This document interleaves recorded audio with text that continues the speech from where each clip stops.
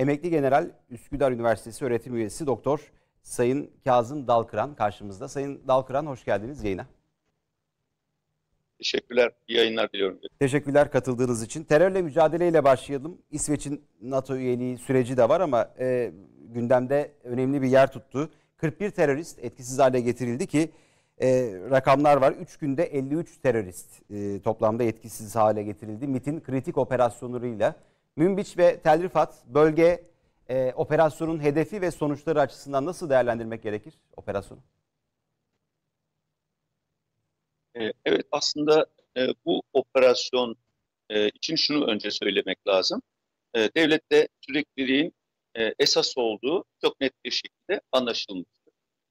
Bu çerçevede yeni görev alan hem Milli Savunma Bakanımız Sayın Yaşar Güler, Dışişleri Bakanlığı'na geçmiş olmakla beraber yine Fidan Beyefendi, Hakan Fidan Beyefendi ve İbrahim Kalın Beyefendi yeni göreve geldiklerinden itibaren bu sürekliliği göstermekteler.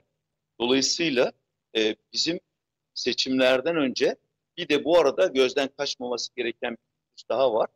Bir terörist yakalandı. O teröristin durumunu insanlar gördü herhalde. Yani açlıktan kaburgaları birbirine yapışmış ve bağırsaklarının delindiği şeklinde bir bildirim vardı. Dolayısıyla terör seçimden önce söylediğimiz bir şey şuydu. Artık özellikle insanlar her ne olursa olsun Diyarbakır annelerinin söylediklerine kulak verip çocuklarını oradan kurtarmaları gerekiyor. Bu yurt içinde. Bir de yurt dışında olan var. Suriye bölgesi. Oradakiler de Türkiye'ye karşı herhangi bir kazanım elde edemeyeceklerini anlamaları.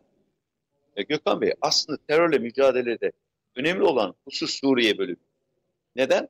Çünkü Irak ve diğer bölümlerdeki teröristler biraz daha Türkiye ile inanç yönünden yakın olan birliktelikleri oldukları için aileleri üzerinden onlarla bir iletişim kurulabiliyor.